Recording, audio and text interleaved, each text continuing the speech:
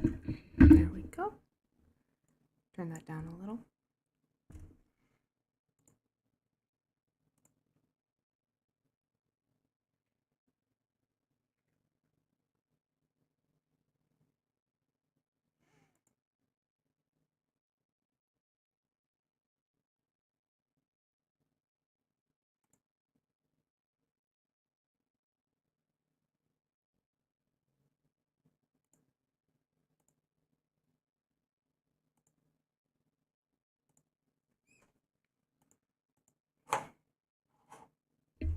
Just a moment here.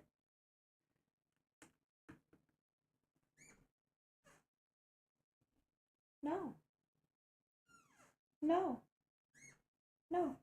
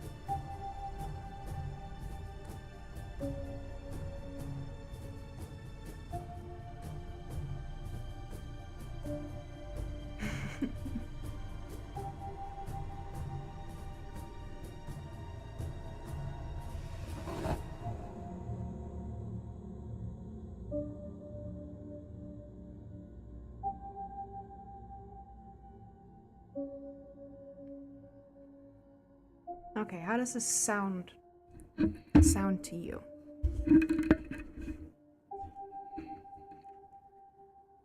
I'm gonna be shifting my mic around a little bit. And I want to know if the music is louder than my voice or if it's overpowering in any way.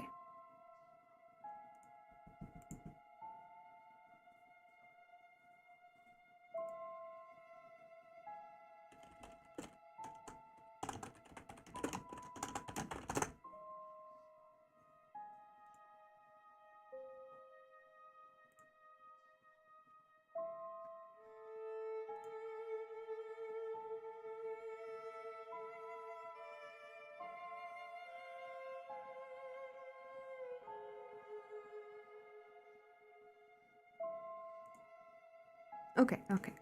It's probably going to be that way the entire stream because I have my microphone right in front of my face. It should... Ideally, it should sound clear. There shouldn't be much background noise. It should just be me and my horrible, slobbery mouth. Hi, cat. Are you still mad at me? No, you're not. You're not still mad at me. You feel so soft. Yes, you do. Are you still mad? My baby. I'm so sorry.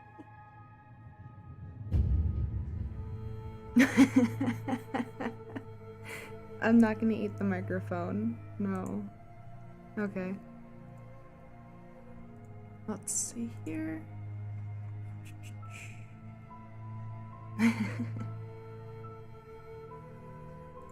Alright, let's see.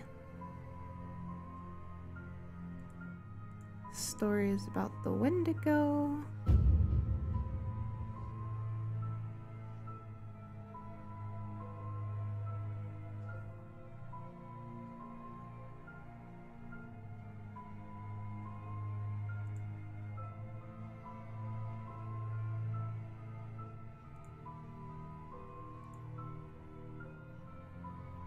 Okay, let me scooch this over here. Actually, no, I'm gonna scoot my stories over on the screen where I can see them. No. There we go. Now I gotta get used to the fact that the stuff is over here. Let's go ahead and rewind that to the beginning.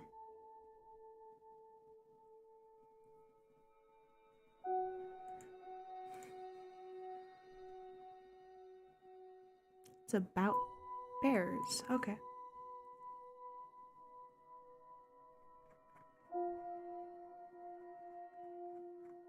You weren't wrong about the fucking thing being long as all hell.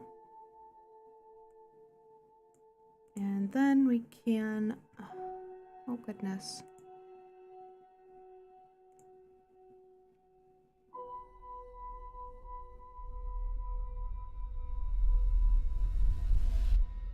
Let's see.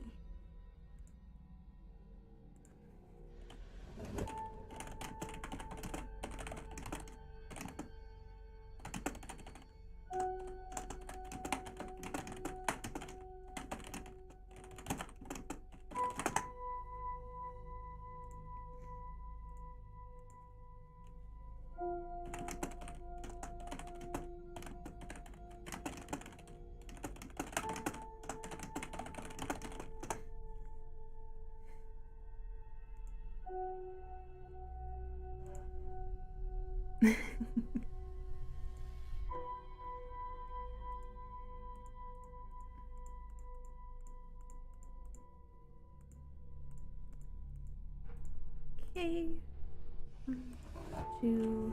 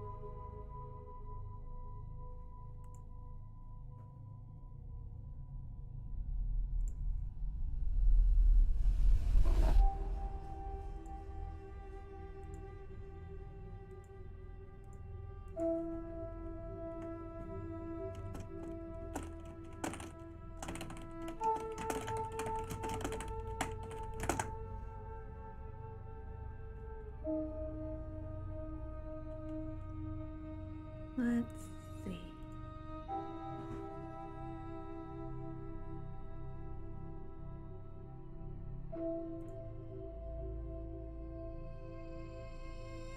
My cats are still mad at me.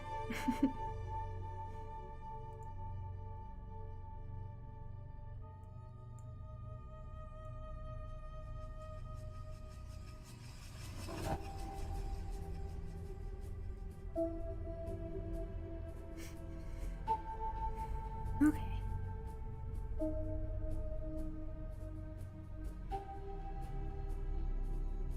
We're getting there, we're getting there.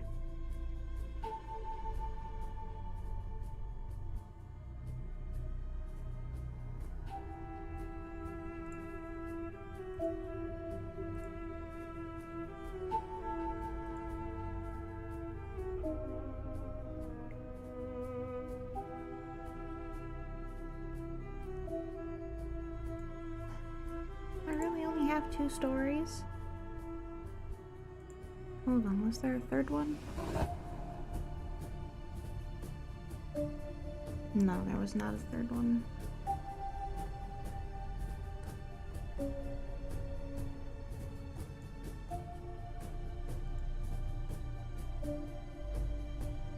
Okay, I guess we're gonna have to start with the bears.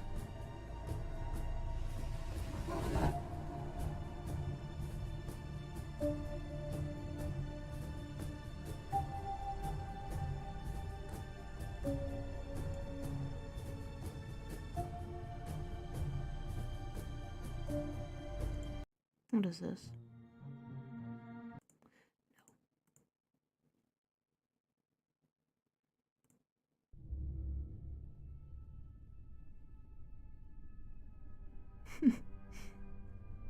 They're not hard to find.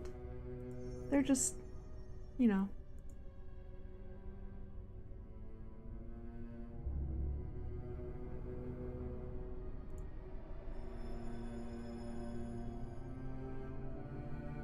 Where is it? Where is it? Where is it? Where is it? Where is it? Where is it? There it arthritis.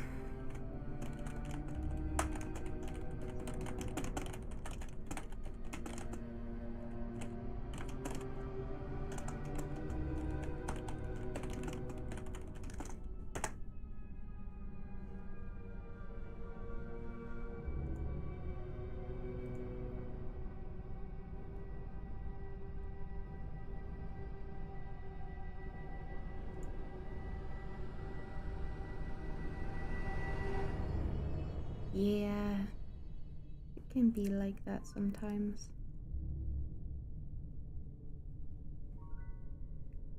Alright, I'm gonna get ready to start now. Are we ready? Hold on, there we go. Are you ready?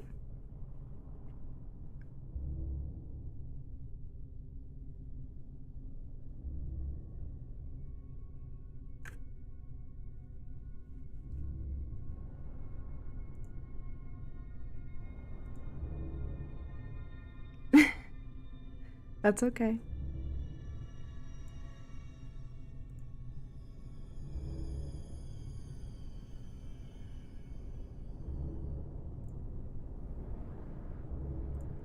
Okay.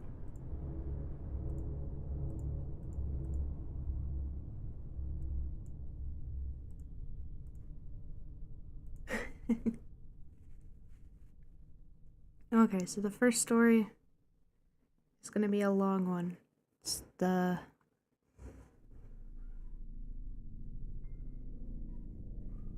Of course he's watching a loud movie at the very second I'm ready to start. Hold on. Yeah, go. I know. I don't want to hear that right now. Ugh. He doesn't know volume control. Okay.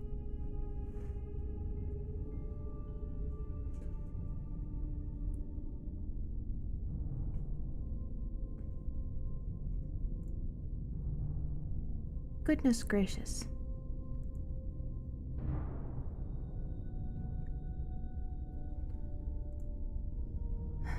Let's start this over real quick. Okay. Stop. No. No. I'm sorry. Well, that sounds like a you problem. Hi, buddy. You still mad at me? Okay. The Third Bear by Jeff Vandermeer. I think that's how you pronounce that. If it's not how you pronounce that, then I'm screwed.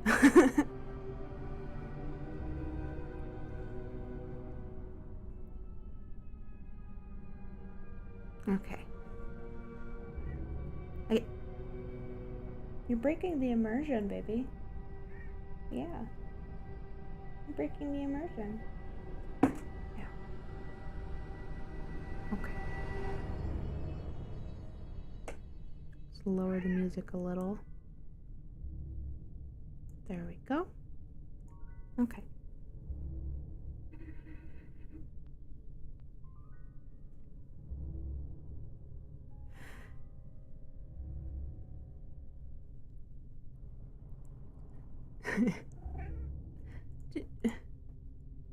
Honey. No.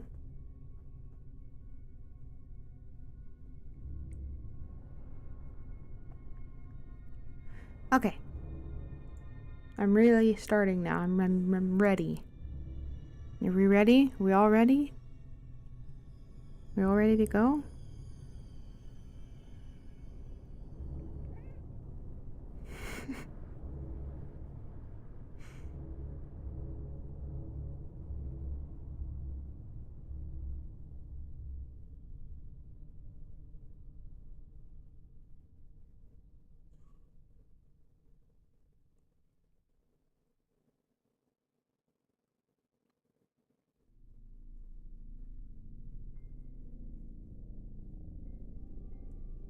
Oh god, did I lose the chat? No, I didn't. Okay.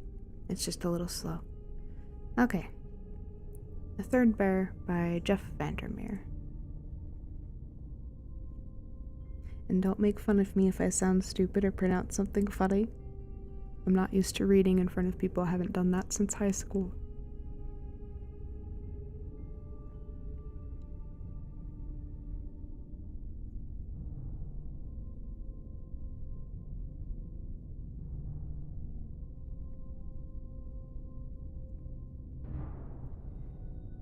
It made its home in the deep forest near the village of Grommen, and all anyone ever saw of it before the end would be hard eyes and the dark barrel of its muzzle. The smell of piss and blood, shit, bubbles of saliva, and half-eaten food. The villagers called it the Third Bear, because they had killed 2 bears already that year. But near the end, no one really thought of it as a bear. Even though the name had stuck, changed by repetition and fear and slurring through blood-filled mouths to Theber. Sometimes it even sounded like Seether or Seabird. The Third Bear came to the forest in midsummer, and soon most anyone who used the forest trail, day or night, disappeared, carried off to the creature's lair. And by the time even large convoys had traveled through, they would discover 2 or 3 of their number missing. Straggling horsemen, his mount cantering along, just bloodstains and bits of skin sticking to the saddle. A cobbler gone but for a shredded, bloodied hat. A few of the richest villagers hired mercenaries as guards, but when even the strongest men died, silent and alone, the convoys dried up. The village elder, a man named Horley, held a meeting to decide what to do. It was the end of summer by then. The meeting house had a chill to it, a stench of thick earth with a trace of blood and sweat curling through it. All 500 villagers came to the meeting, from the very few remaining merchants to the poorest beggar. Grommen had always been a hard scrabble in tough winters, but it was also 200 years old. It had survived the wars of barons and of kings, been raised twice, only to return. "I can't bring my goods to market," one farmer said, rising in shadow from beneath the thatch. "I can't be sure I want to send my daughter to the pen to milk the goats." Horley laughed, said, "It's worse than that. We can't bring in food from the other side. Not for sure. Not without losing men." Horley had a sudden vision from months ahead, of winter, of ice gravelly with frozen blood. It made him shudder. "What of those of us who live outside the village?" another farmer asked. "We need the pasture for grazing, but we have no protection." Horley understood the problem. He had been one of those farmers once. The village had a wall of thick logs surrounding it, to a height of 10 feet. No real defense against an army, but more than enough to keep the wolves out. Beyond that perimeter lived the farmers and the hunters and the outcasts who could not work among the others. "You may have to pretend it is a time of war and live in the village and go out with a guard," Horley said. "We have plenty of able-bodied men still." "Is the witch woman doing this?" Clem the blacksmith asked. "No," Horley said. "I don't think it's the witch woman." What Clem and some of the others thought of as a witch woman, Horley thought of as a crazy person who knew some herbal remedies and lived in the woods because the villagers had driven her there, blaming her for an outbreak of sickness the year before. "Why did it come?" a woman asked. "Why us?" No one could answer, least of all Horley. As Horley stared at all of those hopeful, scared, troubled faces, he realized that not all of them yet knew they were stuck in a nightmare. Clem was the village's strongest man, and after the meeting, he volunteered to fight the beast. He had arms like most people's thighs, his skin was tough from years of being exposed to flame. With his full black beard, he almost looked like a bear himself. "I'll go, and I'll go willingly," he told Horley. "I've not met the beast I couldn't best. I'll squeeze the A out of him." And he laughed. for he had a passable sense of humor, though most chose to ignore it. Horley looked into Clem's eyes and could not see even a speck of fear there. This worried Horley. "Be careful, Clem," Horley said, and in a whisper as he hugged the man. "Instruct your son in anything he might need to know before you leave. Make sure your wife has what she needs to." Fitted in chainmail, leathers, and a metal helmet, carrying an old sword some knight had once left in Grommen by mistake, Clem set forth in search of the third bear. The entire village came out to see him go. Clem was laughing, raising his sword, and lifted the spirits of those who saw him. Soon everyone was celebrating as if the third bear had already been killed or defeated. "Fools," Horley's wife Rebecca said as they watched the celebration with their 2 young sons. Rebecca was younger than Horley by 10 years and had come from a village far beyond the forest. Horley's first wife had died from a sickness that left red marks all over her body. "Perhaps. But it's the happiest anyone's been for a month," Horley said. "Let them all have these moments." "All I can think of is that he's taking one of our best heroes out into danger," Rebecca said. "Oh, best horses." "One of our best horses into danger," Rebecca said. "Would you rather he'd take a nag?"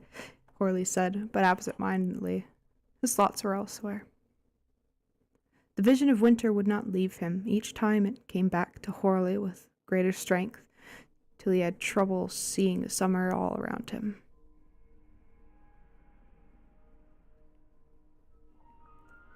Clem left the path almost immediately, wandered through the underbrush to the heart of the forest, where the trees grew so black and thick that the only glimmer of light came from the reflection of water on leaves. The smell in that place carried a hint of awful. Clem had spent so much time beating things into shape that he had not developed a sense of fear, for he had never been beaten. But the smell in his nostrils did make him uneasy. He wandered for some time into the deep growth, where the soft loam of moss muffled the sound of his passage. It became difficult to judge direction and distance. The unease became a knot in his chest as he clutched his sword ever tighter. He had killed many bears in his time, this was true, but he'd never had to hunt a man-eater. Eventually, in his circling, meandering trek, Clem came upon a hill with a cave inside. From within the cave, a green flame flickered. It beckoned like a lithe but crooked finger. A lesser man might have turned back, but not Clem. He didn't have the sense to turn back. Inside the cave, he found the third bear. Behind the third bear, arranged along the walls of the cave, it had displayed the heads of its victims. The heads had been painstakingly painted and mounted on stands. They were all in various stages of rot. Many bodies lay stacked neatly at the back of the cave. All of them had been defiled in some way. Some of them had been mutilated.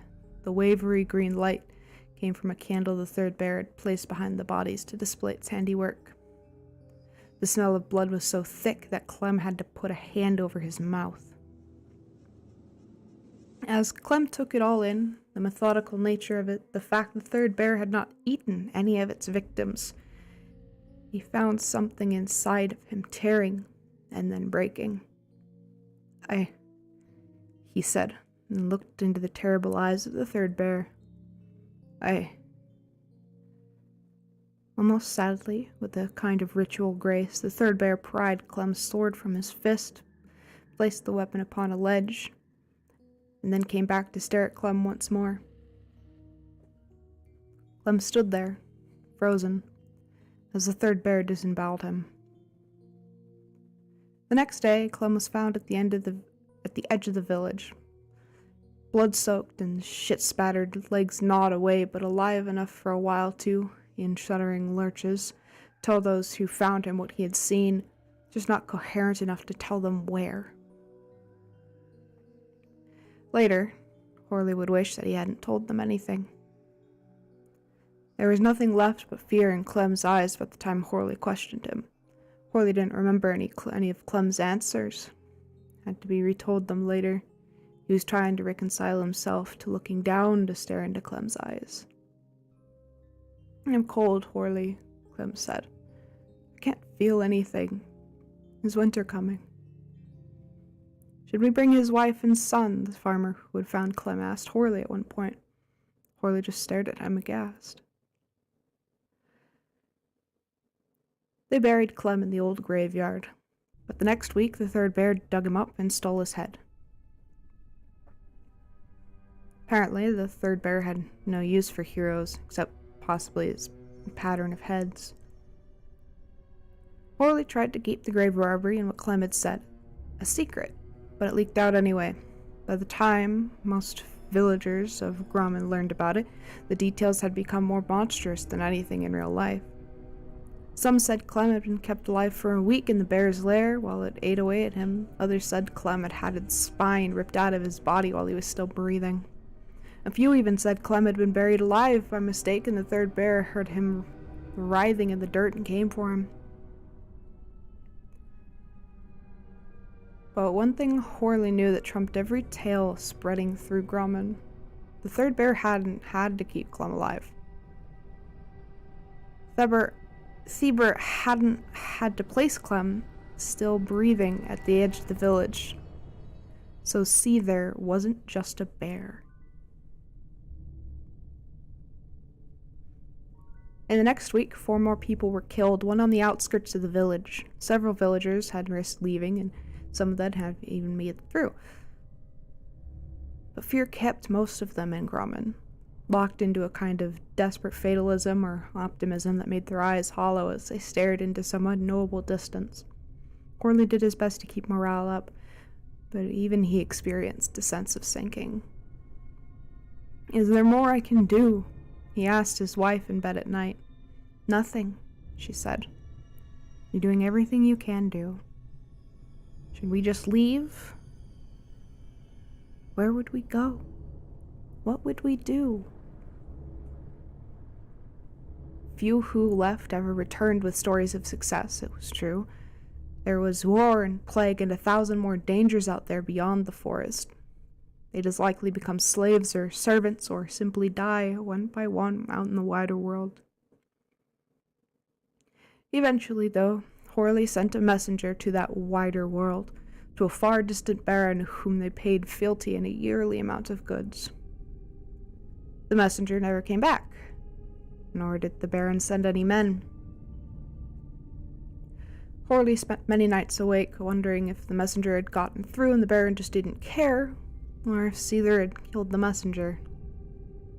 "Maybe winter will bring good news," Rebecca said.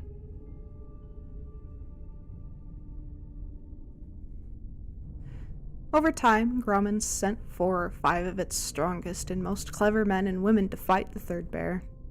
Horley objected to this waste, but the villagers insisted that something must be done before winter, and those who went were unable to grasp the terrible velocity of the situation.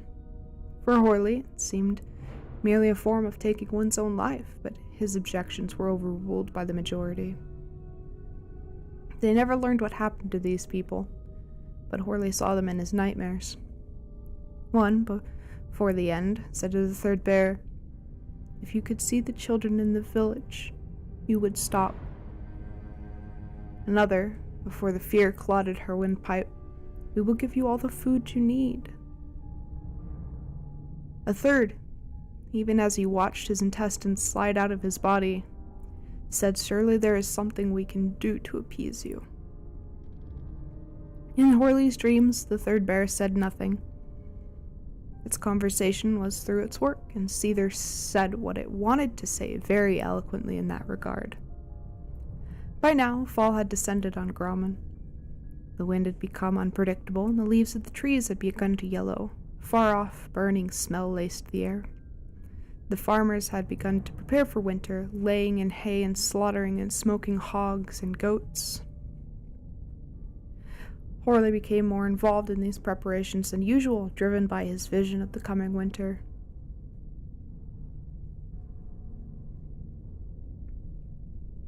People noted the haste, the urgency, so unnatural in Horley, and to his dismay it sometimes made them panic rather than work harder. With his wife's help, Horley convinced the farmers to contribute to a communal smokehouse in the village. Ham, sausage, dried vegetables, onions, potatoes, they stored it all in Grauman now. Most of the outlying farmers realized that their future depended on the survival of the village. Sometimes, when they opened the gates to let in another farmer and his mule-drawn cart of supplies, Horley would walk out a ways and stare into the forest.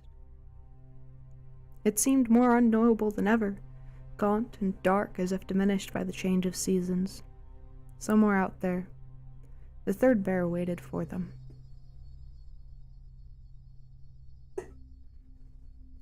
One day, the crisp of cold of coming winter, a lingering promise, Harley and several of the men from Grauman went looking for a farmer who had not come to the village for a month.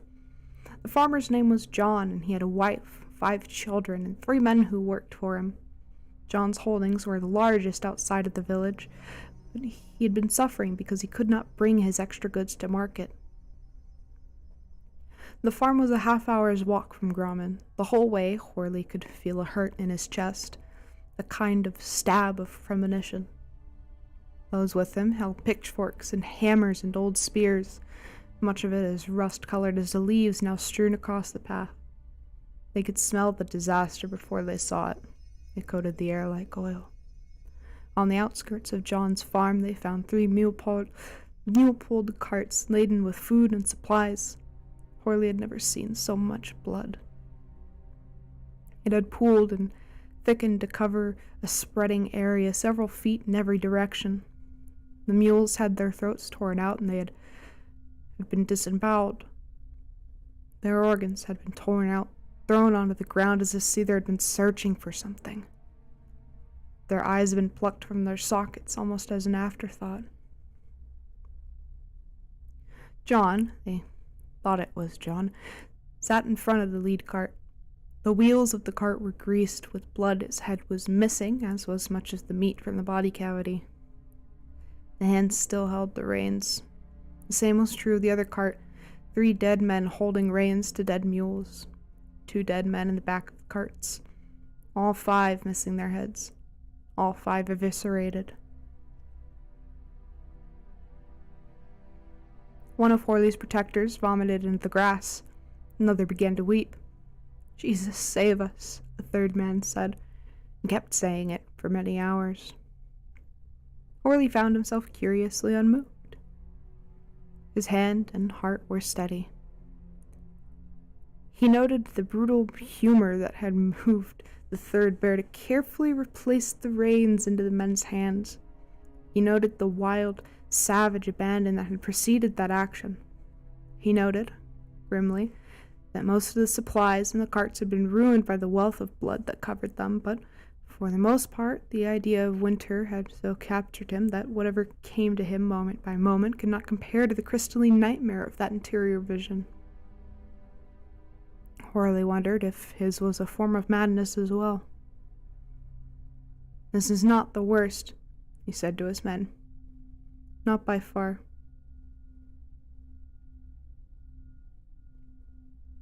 At the farm itself, they found the rest of the men and what was left of John's wife. But that is not what Horley had meant.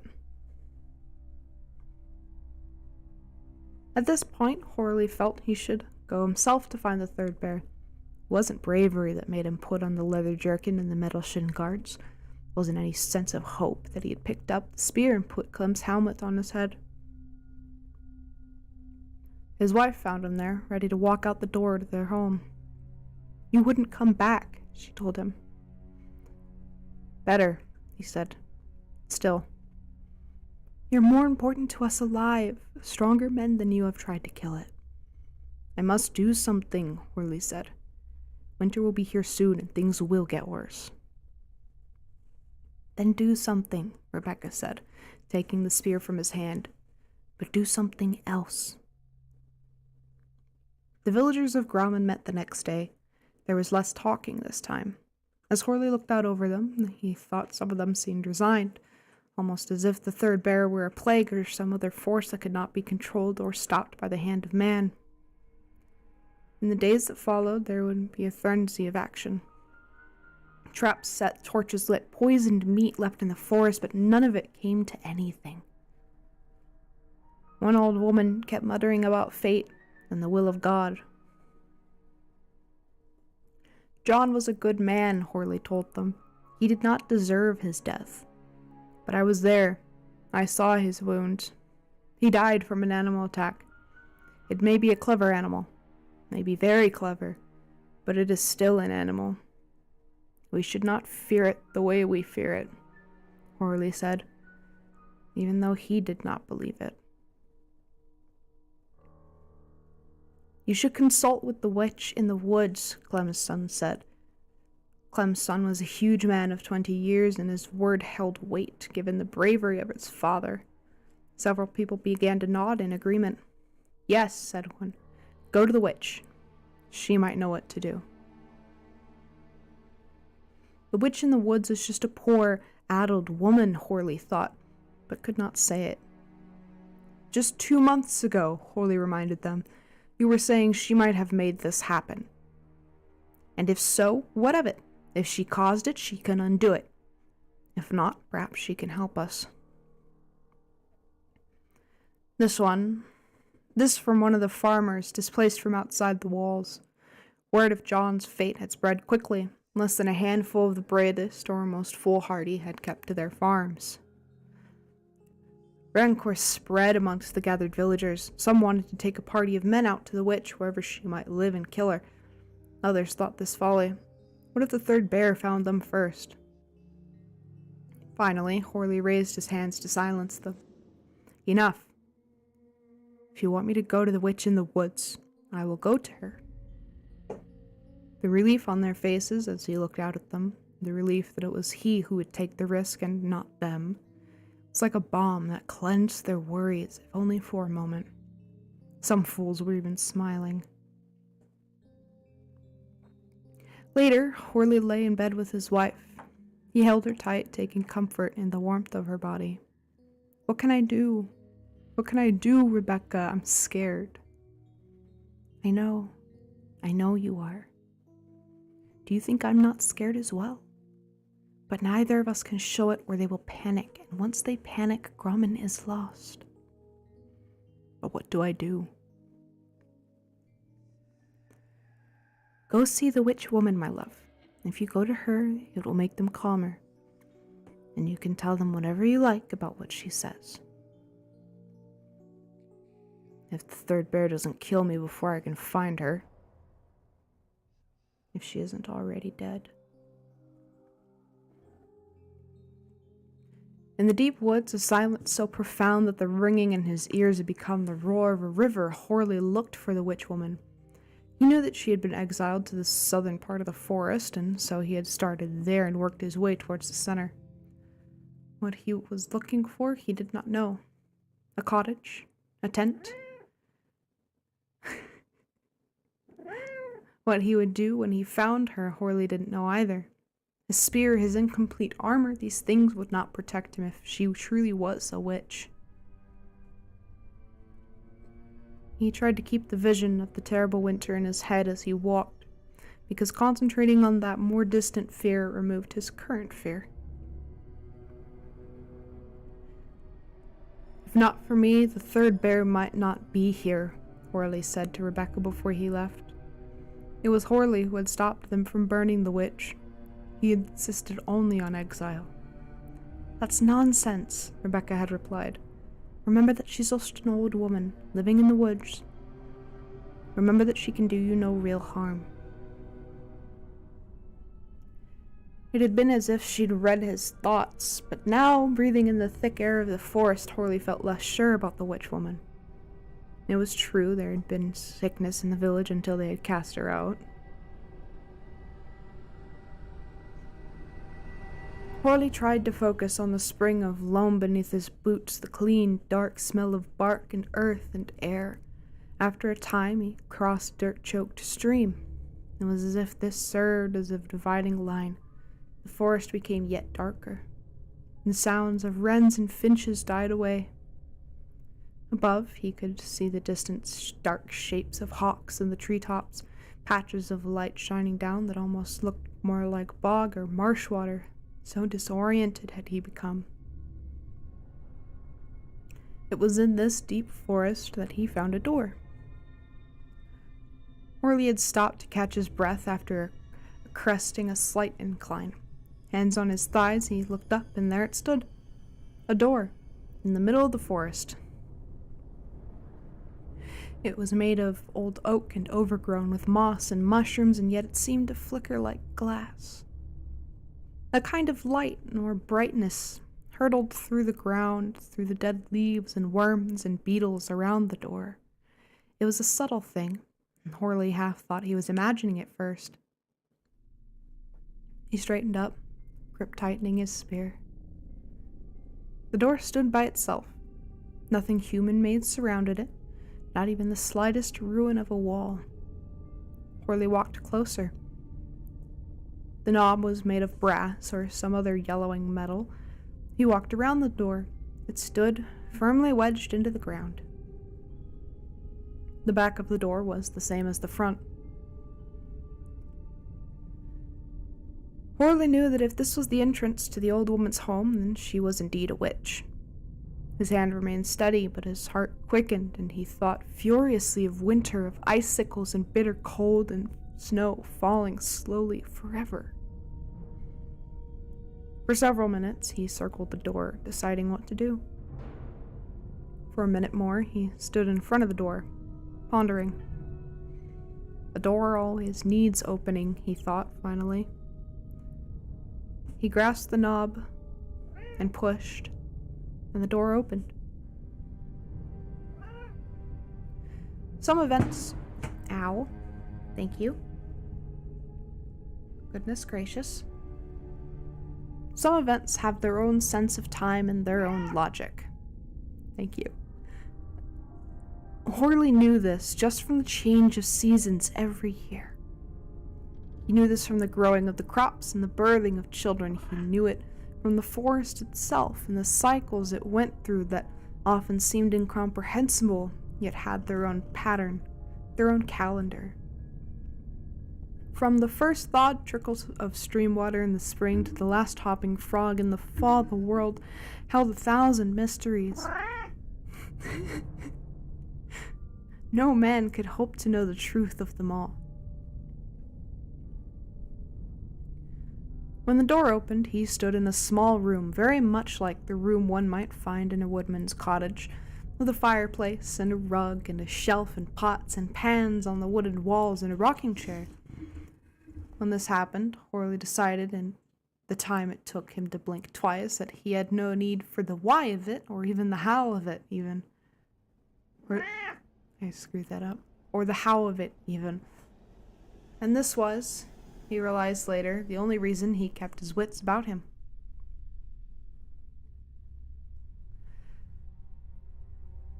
The witch woman sat in the rocking chair. She looked older than Horley remembered, as if much more than a year had passed since he had last seen her. Seeming made of ash and soot, her black dress lay flat against her sagging skin.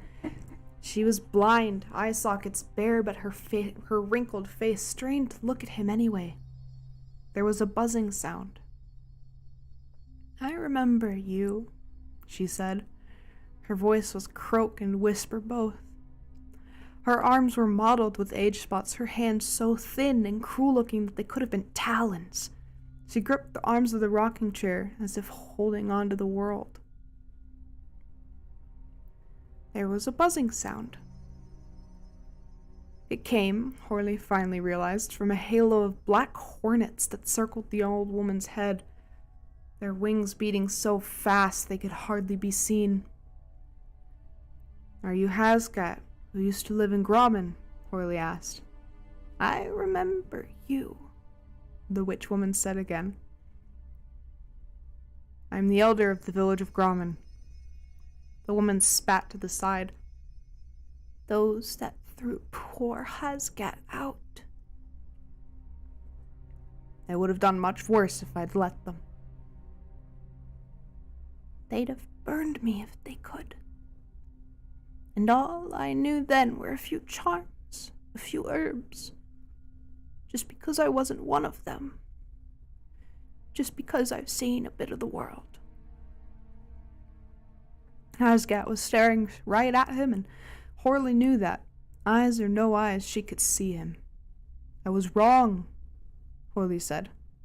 It was wrong, she said. I had nothing to do with the sickness. Sickness comes from animals, from people's clothes. It clings to them and spreads through them. And yet you are a witch. Asgat laughed, although it ended with coughing. Because I have a hidden room. Because my door stands by itself. Horley grew impatient. Would you help us if you could? Would you help us if we let you return to the village? Asgat straightened up in the chair and the halo of hornets disintegrated, then reformed. The wood in the fireplace popped and crackled. Horley felt a chill in the air. Help you? Return to the village? She spoke as if chewing her tongue of fat, gray grub. A creature is attacking and killing us. Asgat laughed. When she laughed, Horley could see a strange double image in her face, a younger woman beneath the older. Is that so? What kind of creature? We call it the third bear. I do not believe it is really a bear. Asgat doubled over in mirth. Not really a bear. A bear that is not a bear. We cannot seem to kill it. We thought that you might know how to defeat it. It stays to the forest, the witch woman said. It stays to the forest, and it is a bear, but not a bear. It kills your people when they use the forest paths. It kills your people in the farms. It even sneaks into your graveyards and takes the heads of your dead. You are full of fear and panic. You cannot kill it, but it keeps murdering you in the most terrible of ways. And that was Winter, coming from her dry, stained lips. Do you know of it, then? Horley asked, his heart fast now, from hope, not fear. Ah, yes, I know it, Asgat said, nodding. I know the third bear, Thieber, Seether. After all, I brought it here.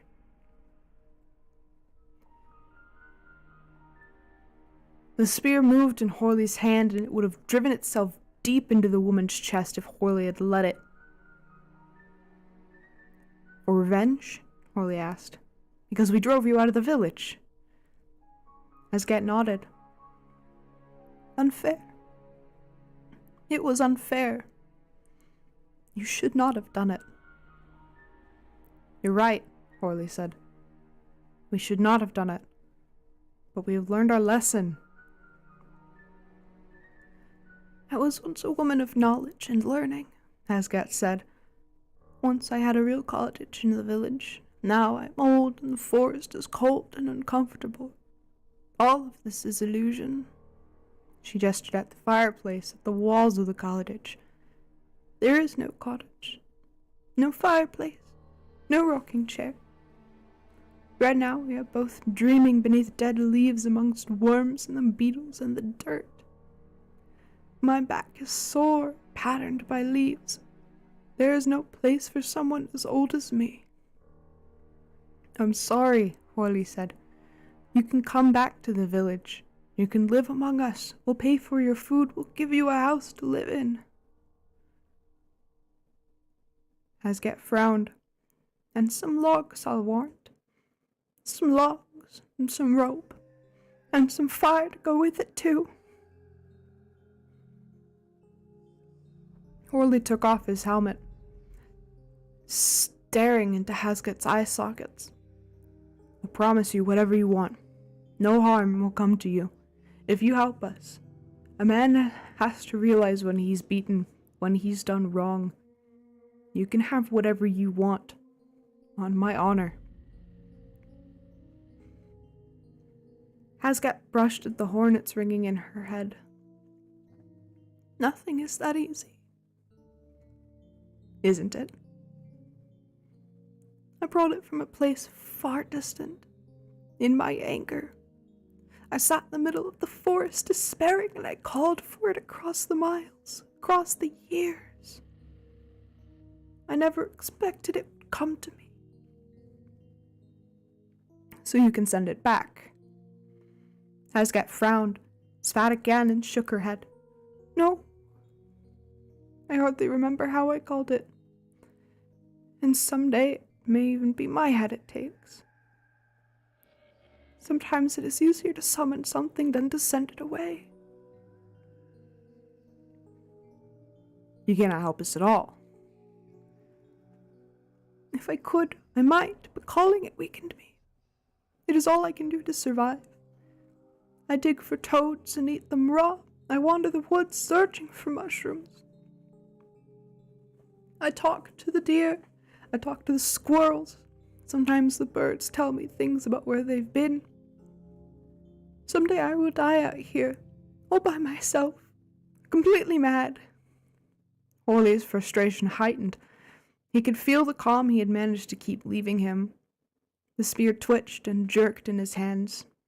What if he killed her? Might that send the third bear back where it had come from? "What can you tell me about the third bear? Can you tell me anything that might help me?" Hasgat shrugged. "It acts as to its nature. It is far from home, so it clings to ritual even more. Where it is from, it is no more or less bloodthirsty than any other creature. But this far from home, it appears more horrible than it is. It's merely making a pattern. When the pattern is finished, it will leave and go someplace else. Maybe the pattern will even send it home."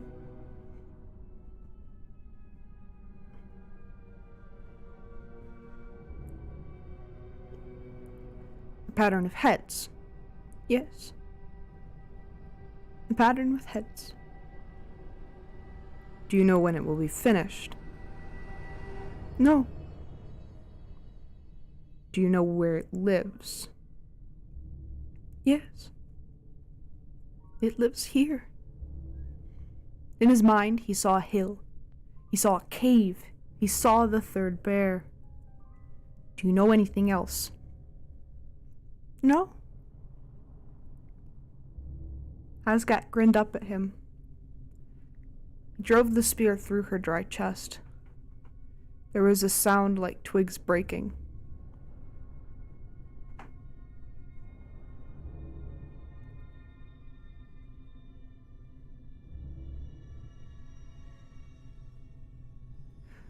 Orly woke covered in leaves. In the dirt, his body curled up next to the woman. He jumped to his feet, picking up his spear. The old woman, dressed in a black dress and dirty shawl, was dreaming and mumbling in her sleep. Dead hornets had become entangled in her stringy hair. She clutched a dead toad in her left hand. A smell came from her, of rot, of shit. There was no sign of the door. The forest was silent and dark. Orly almost drove the spear into her chest again, but she was tiny, like a bird, and defenseless, and staring down at her, he could not do it. He looked around at the trees, at the fading light. It was time to accept that there was no reason to it, no why. It was time to get out, one way or another. A pattern of heads, he muttered to himself all the way home. A pattern of heads.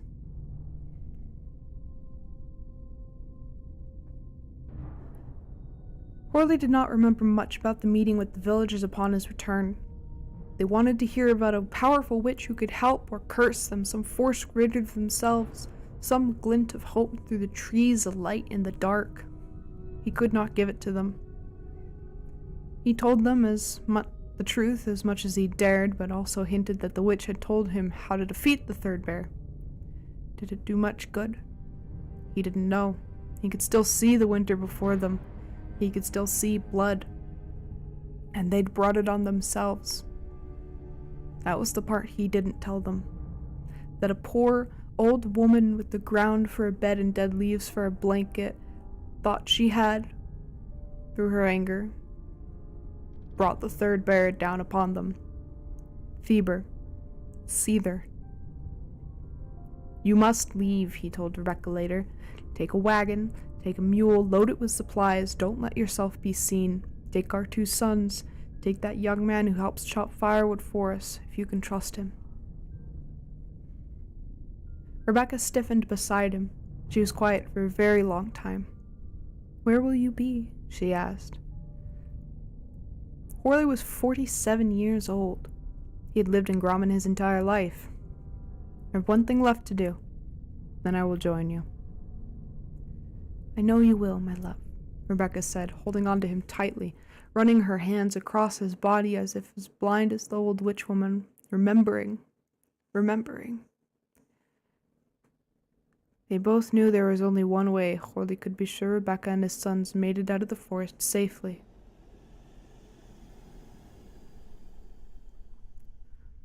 Horley started from the south, just upwind from where Rebecca had set out along an old cart trail, and curled in toward the third bear's home.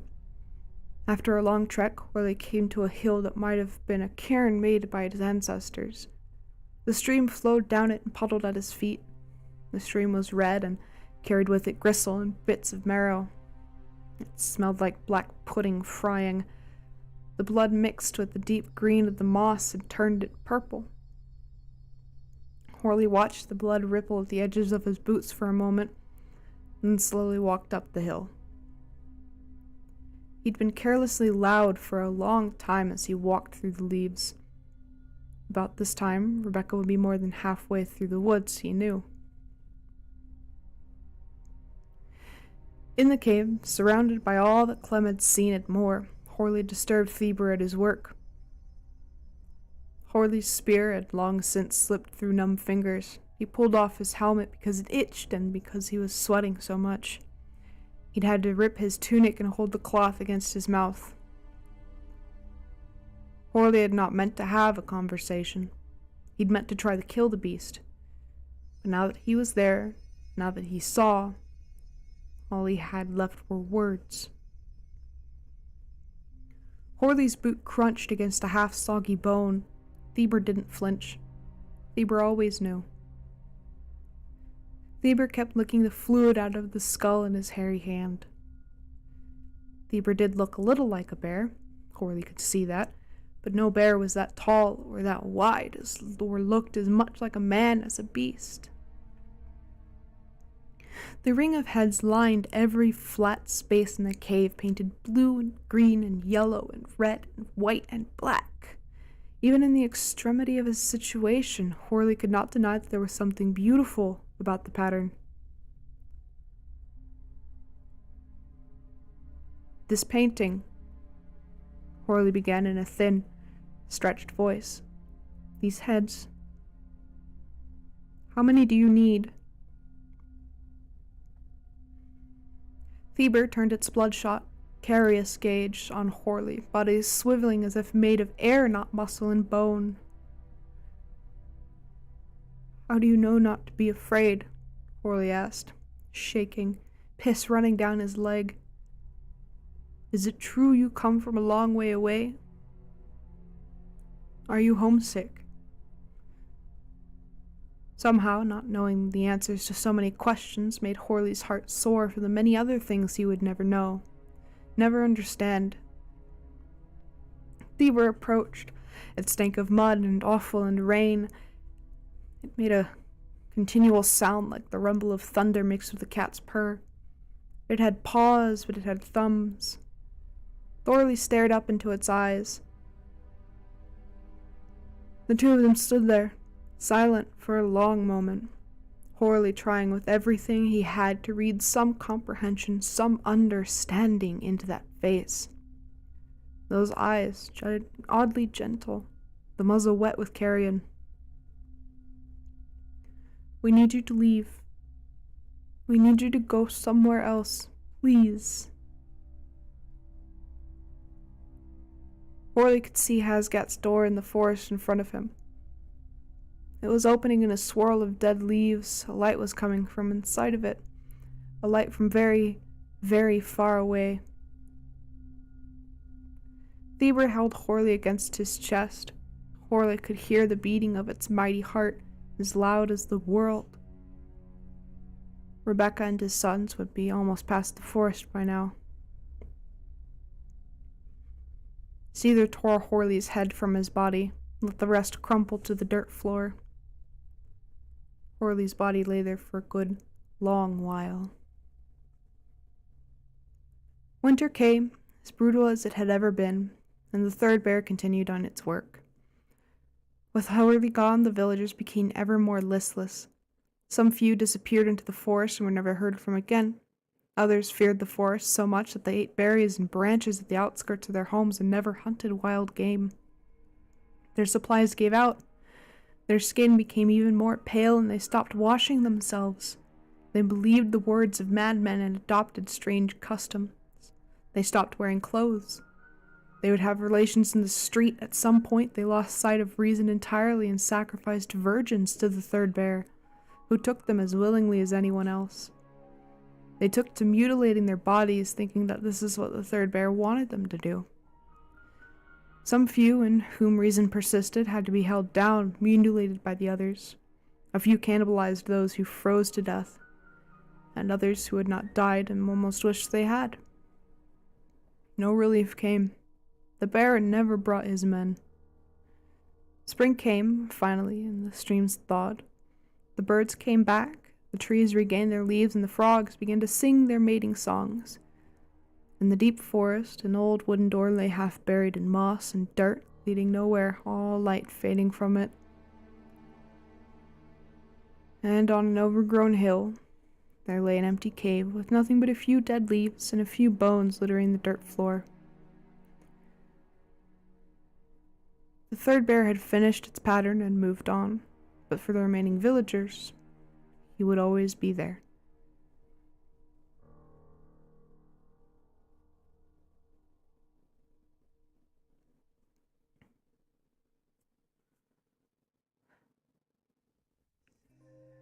I am not used to talking for so long.